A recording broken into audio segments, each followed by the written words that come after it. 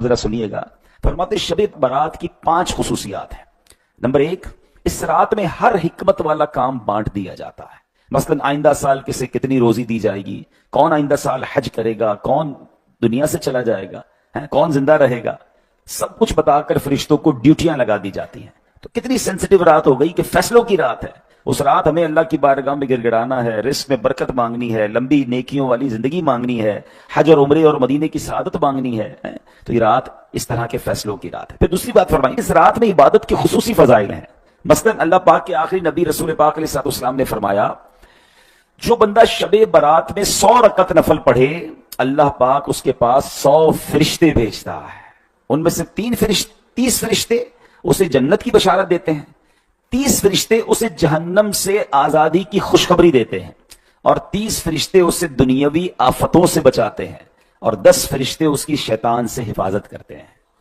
ہے تھوڑا مشکل، لیکن اگر 100 رکعتیں پڑھ لی جائیں سبحان اللہ، اور اتنا بڑا انعام مل رہا ہے، تو کیوں نہیں یہ رات اللہ کی بارگاہ میں عبادت میں گزاریں. تیسری خصوصیت امام راضی فرماتے ہیں، اس رات کی تیسری خصوصیت یہ ہے کہ نزول الرحمہ، یعنی اللہ پاک کی رحمت چھما چھم برستی ہے. امام فخر الدین رازی جو بہت بڑے مفسر قرآن ہیں، تفسیر کبیر بڑی کتابوں میں سے کتاب آتی، چوتھی خصوصیت بیان کرتے ہیں، اس رات امت مسلمہ کی بخشش کر کے انہیں جہنم سے آزادی عطا کی جاتی ہے. اور 5ویں خصوصیت یہ ہے کہ شب برات نبی پاک علیہ الصلوۃ والسلام کا منصب شفاعت مکمل ہوا. روایت کے مطابق نبی پاک نے شعبان کی 13ویں رات اللہ کریم کی بارگاہ میں سوال کیا، تو آپ کی 1/3 امت، 1/3 امت آپ کے سپرد کر دی گئی. نبی پاک نے 14ویں رات شعبان کی دعا کی تو 2/3 یعنی 2/3 67% امت آپ کے حوالے کر دی گئی. گویا شفاعت کا مجدہ سنایا گیا. اللہ اکبر. نبی پاک نے 15ویں رات دعا کی تو اللہ نے ساری امت آپ کے سپرد کر دی. منصب شفاعت کمپلیٹ ہوا ہے شب برات. شاعر لکھتے ہیں نا، آئی شب برات یہ ہے برکتوں کی رات، آئی شب برات یہ ہے برکتوں کی رات، لطف و کرم کی رات ہے یہ رحمتوں کی رات. درود پڑھیں تو روزی میں برکت ہوتی ہے، دعائیں قبول ہونے لگ جاتی ہیں، ٹینشن دور ہو جاتے ہیں، پریشانیاں دور ہو جاتی ہیں. کثرت سے درود پاک پڑھیں تو بار بار مدینے جانے کا شرف بھی مل جاتا ہے. نبی پاک کا دیدار کرنا چاہیں تو درود پاک کثرت سے پڑھیں. آقا درود پڑھنے والوں پر اپنا کرم فرماتے دیدار بھی کروا دیتے ہیں. تو دنیا میں بھی کمال ہے درود پاک، اور انشاءاللہ محشر کے دن بھی درود پاک کی برکتیں ملیں گی. تو اس وظیفے کو اپنائیے. آئیے مل کر محبت کے ساتھ بآواز بلند درود پاک پڑھ لیں. صلو علی الحبیب صلی اللہ تعالی علی محمد صلی اللہ علیہ وسلم. پیارے اسلامی بھائیو، سائنس نے بڑی ترقی کر لی ہے، بہت ساری ایجادیں ہوئی ہیں، بہت ساری انوینشنز ہوئی ہیں، اور بہت ساری پیشن گوئیاں پریڈکشنز بھی ہونے لگ گئی ہیں.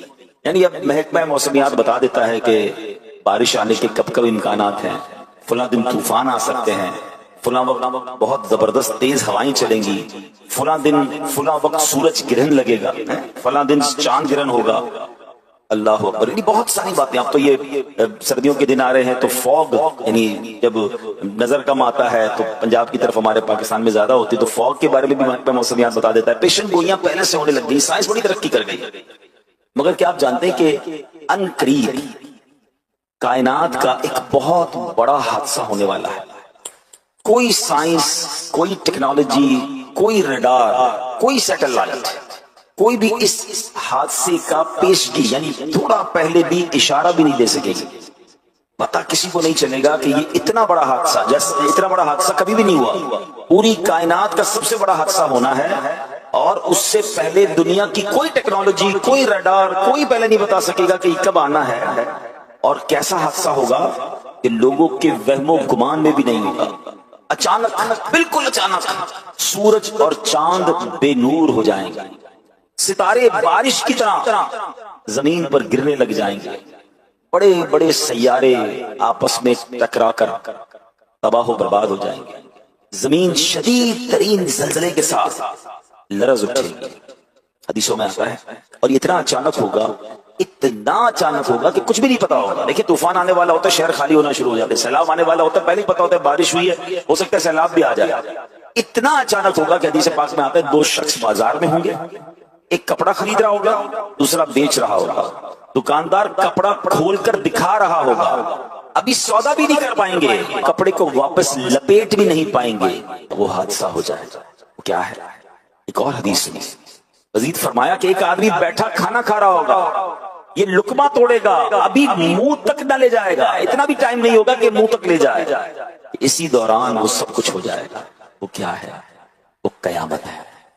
قیامت جب آئے گی کسی کو نہیں پتا چلے گا، اتنی اچانک آئے گی، بالکل پتہ ہی نہیں ہوگا لوگوں کو، کوئی پریڈکشن نہیں، کوئی پیشن گوئی نہیں، اور وہ سب کچھ ہوگا جس کا قرآن میں بڑے واضح انداز میں حدیث میں بڑی ڈیٹیل کے ساتھ بیان کر دیا گیا کہ کیا کیا ہوگا قیامت کے دن، کس طرح یہ چاند اور سورج بے نور ہو جائیں گے، ستارے زمین کی طرف گرنے لگ جائیں گے، سیارے آپس میں ٹکرا جائیں گے، اور شدید ترین زلزلہ آئے گا، لوگ حواس باختہ ہو کر ادھر ادھر بھاگنے لگیں گے۔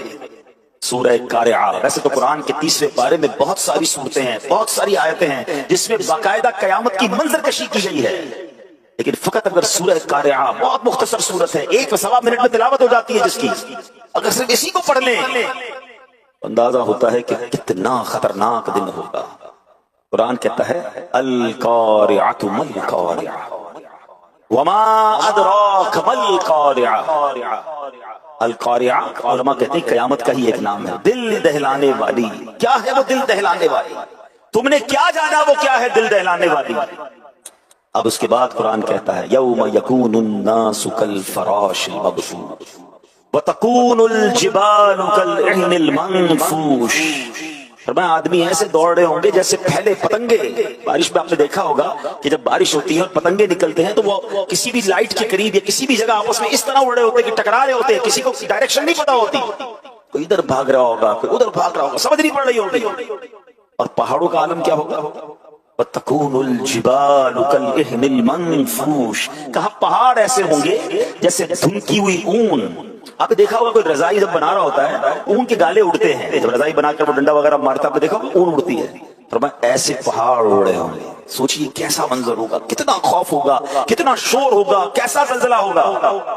یہ قرآن نے منظر کشی کی ہے۔ پھر آگے بتایا کہ اعمال تولے جائیں گے، نیکوکار تو چین میں ہوں گے اور گناہگار جہنم میں ڈالے جائیں گے۔ میرا آج کا جو ٹاپک ہے وہ قیامت کیسے قائم ہوگی اس کی ڈیٹیل نہیں ہے۔ آج ٹاپک یہ ہے کہ قیامت آئی کب ہے، قیامت آنی کب ہے۔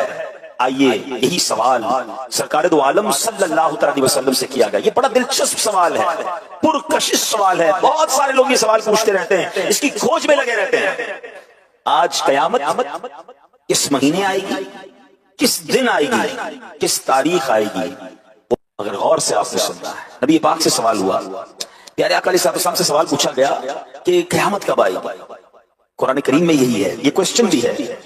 قرآن میں فرمایا یسألونک عن الساعۃ ایان مرساہا، آپ سے قیامت کے متعلق سوال کرتے ہیں کہ اس کے قائم ہونے کا وقت کب ہے۔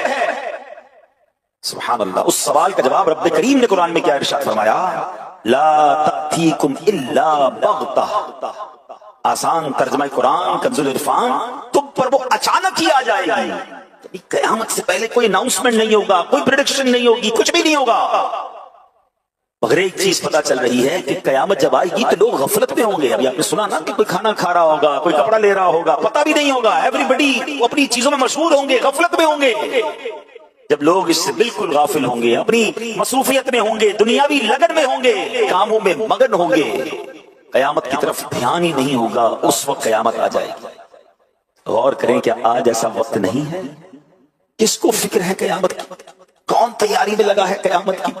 آج تو لوگ ایسے جی رہے ہیں جیسے مرنا ہی نہیں ہے۔ پلاننگز ہیں، ڈیٹیلز ہیں، شیڈیولز ہیں، کل یہ کرنا ہے، پرسوں یہ کرنا ہے، اس سال یہ ٹارگٹ اچیو کرنا ہے، 5 سال میں یہ کرنا ہے، 10 سال میں یہ کرنا ہے۔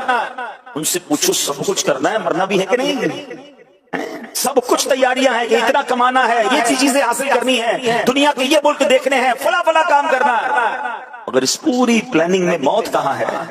اگر بیچ میں سے مجھے اٹھا لیا گیا، میں دنیا سے چلا گیا، تو پھر کیا ہوگا؟ کیا اس کی تیاری ہے؟ قبر کی تیاری ہے، آخرت کی تیاری ہے، قیامت کی تیاری ہے؟ ساری زندگی کھیل کود، دنیا کے مزے، بڑی تعداد اس وقت دنیا میں ایسے جی رہی ہے، نہ آخرت کی فکر ہے، نہ قبر کی فکر ہے، نہ قیامت کی فکر ہے۔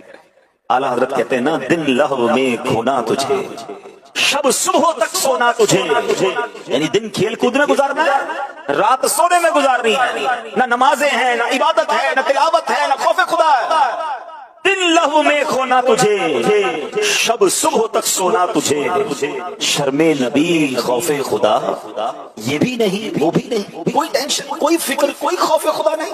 अब भाई कुछ बुजुर्गों के वाकयात सुने, उनको कयामत का कैसा ख्याल था। इबादत गुजार थे, नेकूकार थे, मगर किस तरह लरसते थे, किस तरह फिक्र थी उन्हें उस दिन की। सैयद अहमद हर्ब रहमतुल्लाह तआला अलैह अल्लाह पाक के नेक बंदे थे। आप सारी रात जागते रहते, इबादत करते रहते। बाज दफा लोग इसरार करते, यानी बार बार कहते कि आप सो जाइए, कुछ देर आराम कर लीजिए। आप फरमाते जिसके लिए जहन्नम दहकाई जा रही हो, जन्नत सजाई जा रही हो, मगर वो ना जानता हो कि उसका ठिकाना कहाँ है, जहन्नम में जाना है या जन्नत ठिकाना है, भला उसको नींद